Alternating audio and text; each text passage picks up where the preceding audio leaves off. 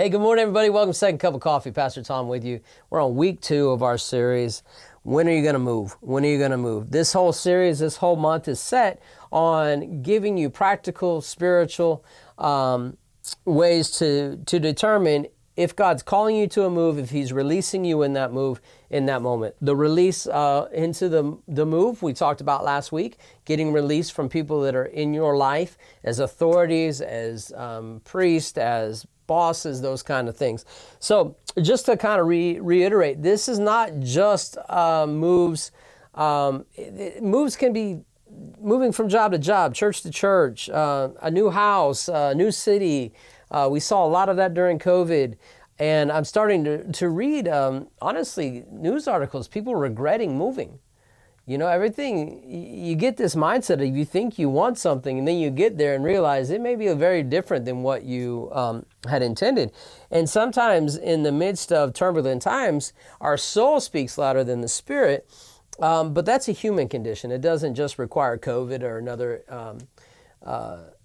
pandemic or something like that. So how do we know it's not my soul and it's the Spirit of God? Well, we're going to look at a young lady named Esther. She was an orphan, had a lot of things that probably stirred up in her soul because of that, being raised by a cousin, being not really having a choice, but being selected for this, the very first bachelorette, our bachelor, sorry. The king needed a wife, so he gets all these girls together, and she goes through a year of preparation, and she submits herself to this guy, and he helps her and helps prepare her.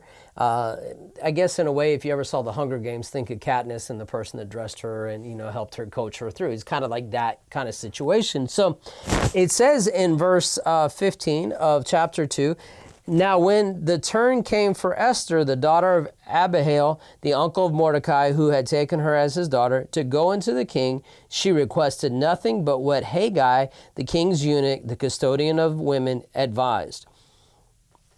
Here it is. How do I know it's time? When are you going to move? How do I know it's time to move? When am I released to move? When it's your turn. And sometimes that's just very practical. It just comes up and it's your time to go, right? Somebody retires and they ask you to step in. If you're an athlete, somebody gets injured and you're the next person up.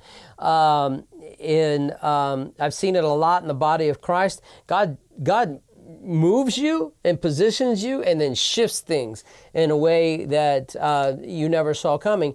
And now you're in a place of responsibility. You're in a place of ministry, leadership. In more practical way, you just hear something, the Spirit of God, prepare to move, and then suddenly this house comes up, it looks like, and all of a sudden everything starts to flow together, and you go from standing still to moving into this house. So it can happen that way. So how do I know?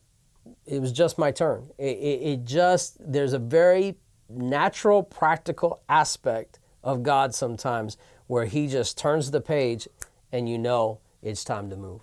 So it was her turn. She had been preparing for this. What is my encouragement to you? At some point, you have to trust that the preparation He took you through is going to carry you into the new place. And you can't doubt yourself or doubt God and say, no, I'm not going to move because I don't know if I'm ready. You have to trust that if you walk through the preparation. She literally submitted herself to the eunuch for a year and listened, took what he said, wore what he said, carried with her what he said, and when her turn came, she was ready and she was chosen as queen.